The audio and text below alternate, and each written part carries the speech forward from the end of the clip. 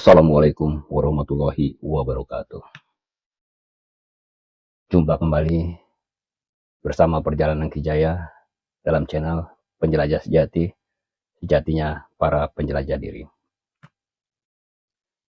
Malam hari ini Kijaya akan berbagi cerita tentang seseorang yang terkena energi negatif yang akhirnya orang tersebut kerasukan atau kesurupan.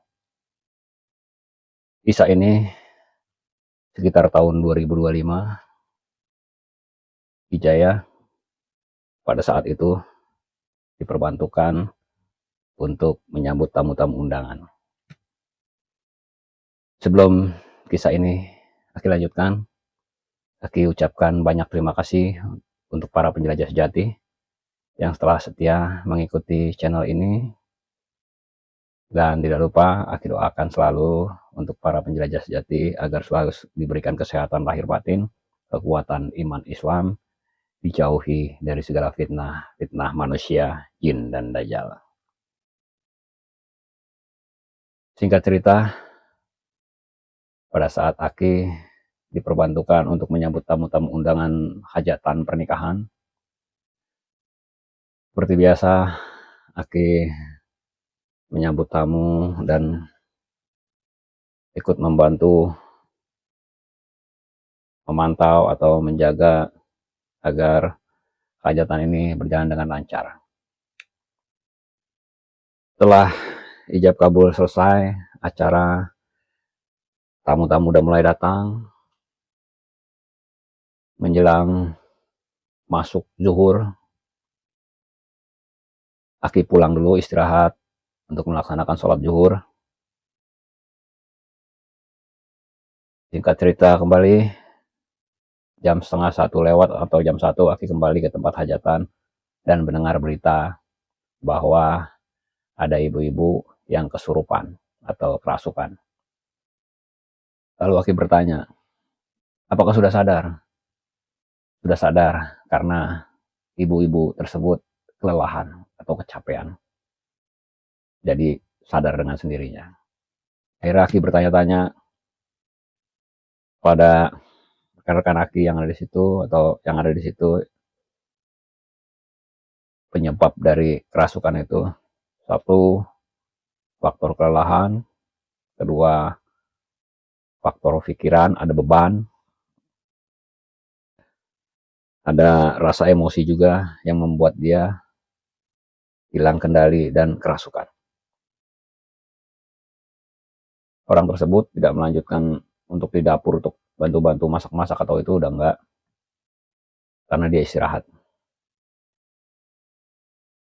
Hajatan itu terus berlangsung dan pada saat mau masuk asar, Aki kembali pulang untuk sholat di rumah lagi.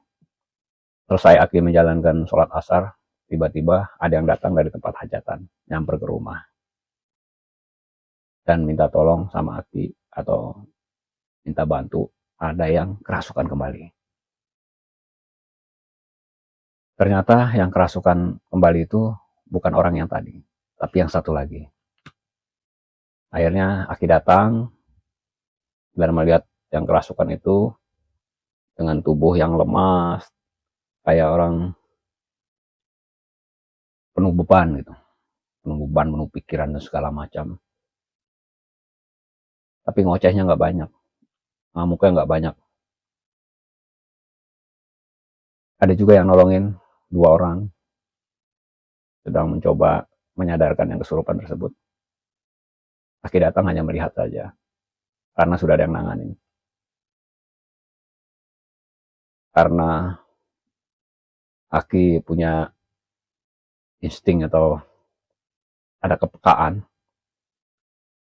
Aki melihat seperti ada energi negatif yang menempel di pundaknya atau di tubuhnya. Jadi terasa berat dan bikin dia ngomong ngelantur. Setelah 2 orang itu berusaha pegang sini sambil baca-baca doa, akhirnya yang kerasukan itu belum sadar juga. Aki lalu ngomong sama yang ngajak Aki ke sana, yang manggil Aki. Gimana? Apa mau Aki tanganin? Karena kan gak enak, sudah ada yang nanganin. Akhirnya orang tersebut bilang ke dua orang yang tadi, disuruh minggir dulu, Aki yang tanganin. Akhirnya yang berdua minggir, Aki turun, Aki dekati, Aki sapa,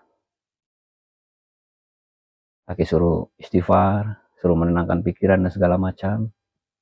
Sambil diam-diam, Aki menyalurkan energi Aki ke raga tersebut. Niat Aki untuk membuang energi negatif yang nempel di tubuhnya. Pelan-pelan Aki tenangin. Aki berusaha agar pikirannya tenang, emosinya terkendali dan segala macam. Tidak lupa ya, sambil Aki dorong dengan energi Aki. Akhirnya dia berusaha untuk nyebut. Yang Aki suruh istighfar, dia istighfar. Sambil Aki dorong pelan-pelan. Nggak lama, yang kerasukan itu sudah mulai sadar. Pelan-pelan dia sadar. Setelah sadar, Aki hanya bilang, yang udah, jangan dipikirin lagi. Tenangkan pikiran. Jangan terlalu emosi. Akhirnya, Aki kasih air. Karena energi yang negatif yang menempel di pundaknya itu sudah mulai keluar. Seperti asap ini, cuman warna hitam. Keluar. Tapi secara kebatinan ya, secara rasa. Jadi terlihat keluar. Kalau ini kan putih ya, kalau yang itu hitam keluar. Kayak nguap gitu. Akhirnya dia sadar. Sadar, Aki buatin air. Aki kasih, tapi dia belum mau minum. Karena mungkin ada rasa yang masih tertinggal. Akhirnya yang dua tadi bantu, Aki suruh bantuin minum. Aki tinggal. Aki menyambut tamu lagi. Tapi sebelum Aki hilang dari pandangan yang kerasukan itu, Aki pesan pada yang ngajak Aki. Tolong diajak ngobrol yang lain-lain. Jangan ingat-ingat yang tadi. Jangan tanya yang tadi. Terus kasih minum, usapin ke muka. Ternyata yang satu lagi mencoba untuk ngasih baca-bacaan lagi. Aki juga udah pesan sama teman ini, tolong jangan diinin lagi. Biar ibu-ibu aja yang ajak ngobrol, ajak tenang, segala macem gitu. Jangan inget-inget lagi. Nanti kalau ditanya-tanya lagi, dia akan masuk lagi. Maksudnya akan tersedot lagi energinya. Gak lama Aki hilang dari pandangan yang kerasukan. Aki dipanggil lagi, karena yang ini masuk lagi. Bahkan emosinya lebih besar. Energinya lebih besar yang masuk. Akhirnya Aki dipanggil, Aki datang, Aki lihat. Beda lagi energinya. Ini lebih kuat dari yang pertama. Semua unek-unek dikeluarin sama dia. Orang yang dia keselin, orang yang dia ibarat kata apa ya? Contohnya gini, dia kan pengen marah tapi nggak berani. Dia kan kesel tapi nggak berani ngungkapin unek-uneknya. Akhirnya pada saat ada energi lagi yang masuk, semua unek-unek keluar. Dia ngoceh semaunya. Dia marah-marah. Yang dimarahin orang dituju itu, pokoknya orang yang dituju itu dimarahin. Jadi rasa kesel dia itu dilontarkan semua. Sambil tenaganya lebih besar dari yang semula. Akhirnya Aki datangin lagi. Aki coba melihat lagi. Memang energi negatifnya lebih kuat lagi dari yang tadi. Ibaratnya tadi agak tipis-tipis gini, dia lebih tebal. Gak nempel lagi. Mungkin masuk untuk mengangkat emosi yang ada dalam diri atau unek-unek yang dalam diri agar keluar. Karena alam bawah sadar kita pada saat kita emosi terlalu berlebihan, kesedihan terlalu berlebihan, ada sesuatu yang terpendam, tidak bisa diungkapkan, itu bisa terangkat. Karena ada energi lain masuk ke tubuh kita untuk mengendalikan emosi kita, agar emosi kita keluar semua. Akhirnya Aki coba meredam lagi, coba nenangkan pikiran, coba mengikuti kemauan dia. Artinya dia marah-marah, dia segala macam. Akhirnya bilang, udah tenangin dulu, nanti Aki beresin. Nanti kalau udah tenang, ayo kita omongin. Dia tetap tuh, tapi dipegangin akhirnya karena tenaganya lumayan. Tetap Aki bujuk. Gak lupa ya, sambil Aki coba alirkan energi untuk mendorong keluar energi negatif yang ada dalam tubuh. Sambil Aki tenangin pikirannya, sambil Aki tenangin emosinya, sambil Aki ikuti, ya sudah nanti kita rembukin sama yang itu. Tenang aja, Aki bantu. Mulai dia tuh mereda. Setelah mulai mereda, dia minta kopi sama rokok. Mau kopi, mau rokok. Aki langsung suruh ambilin kopi. Karena Aki megang rokok, Aki kasih rokok. Ini bukan Aki mau nurutin kemauan yang kerasukan ya, bukan. Aki hanya berusaha apa yang terpendam sama dia, apa yang membuat dia seperti ini, Aki coba selaraskan atau Aki coba meredam agar alam bawah sadarnya tidak dikendalikan oleh energi yang dari luar. Setelah kopi dikasih, minta rokok, ya udah, sekarang tenang ya, nyebut pelan-pelan atau baca. Setelah mulai mereda, kopi ada, rokok ada, Aki nggak kasih dia untuk merokok, enggak. Sekarang tenang ya. Nih, bawa kopi merokoknya di pojok sono. Dibawa lah tuh ke sana sama orang-orang yang banyak yang nonton, ya karena hajatan kan. Taruh di pojokan mau kopinya. Dah, sekarang keluar. Tenangin pikiran. Jangan marah-marah lagi, jangan emosi. Akhirnya dia lemes. Dan energi yang dari luar kembali keluar. Setelah kembali keluar, Aki coba menyalurkan energi positif Aki agar lubang-lubang gaib di tubuh itu ketutup dengan energi positif yang ada di tubuh itu. Aki bantu biar menutupnya dengan sendirinya. Setelah ketutup semua, Aki baru kasih air. Yang tadi air Aki kasih nggak diminum, Aki kasih. Aki suruh baca. Sebelum minum Aki suruh baca ya. Bismillah syarat istighfar. Minum. Dia minum. Sambil Aki nyuruh, sambil Aki bekerja juga. Cara energi ya, tapi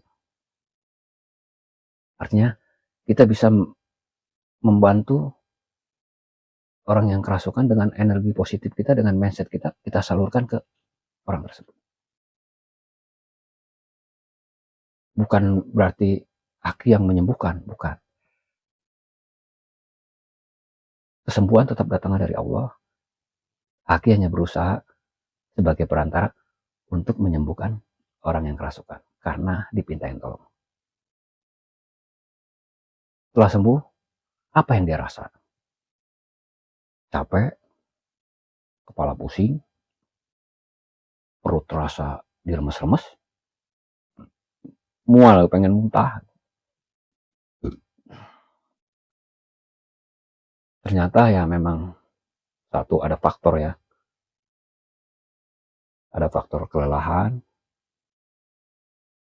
mungkin makannya telat, lagi banyak pikiran atau beban, terus dia lagi kesel sama orang yang tadi dimaki-maki, karena nggak bisa keluar, akhirnya keluarlah semua. Jadi kisah ini kita ambil hikmahnya. Pada saat nanti atau para penjelajah sejati akan mengalami seperti ini, Aki berharap para penjelajah sejati tetap tenang.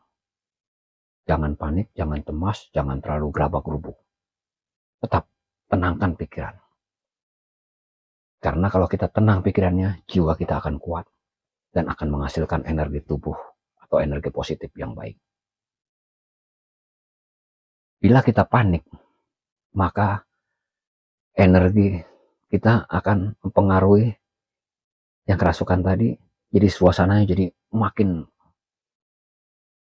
lebih gimana gitu. Jadi intinya buat para penjajah sejati, bila ada yang kejadian seperti yang aku ceritakan, kita berpikir jernih aja, berbaik sangka aja, jangan langsung divonis, wah itu ada makhluk gaib masuk, oh itu ada makhluk ini, jangan kita kasih panggung makhluk-makhluk itu dalam pikiran kita. Tetap kita berpikiran jernih, agar energi dalam tubuh kita bisa membantu energi yang ada di wilayah tersebut atau yang kerasukan tersebut. Jadi buat para penjelajah sejati, inilah perjalanan atau pengalaman Aki dalam menangani atau dipintain tolong untuk menyadarkan orang yang kerasukan. Hikmah yang dapat kita ambil, tetaplah tenang, tetaplah berpikiran jernih, agar kita bisa menyelesaikan suatu permasalahan dengan baik. Sesungguhnya bila kita emosi berlebihan, beban yang berlebihan, kesedihan, kemarahan atau yang berlebihan, akan menyedot energi negatif ke dalam tubuh kita dan akhirnya akan mengendalikan alam bawah sadar kita yang seperti orang tadi rasakan. Jadi mohon maaf buat para penjelajah sejati bila cerita ini seperti dibuat-buat. Inilah perjalanan Aki, inilah pengalaman Aki, bahwa sesungguhnya setiap pengalaman orang pasti punya jawaban yang berbeda-beda. Pengalaman ini bukan untuk diyakini atau dipercaya, tapi kita bisa ambil pembelajaran dan hikmahnya, bahwa kita harus tetap tenang, sabar, dan berpikir jernih pada saat kita menghadapi hal-hal yang seperti tadi. Hanya itu yang bisa Aki sampaikan. Mohon maaf bila ada salah-salah kata atau ada yang tersinggung. Aki mohon dibukakan pintu maaf yang selebar-lebarnya.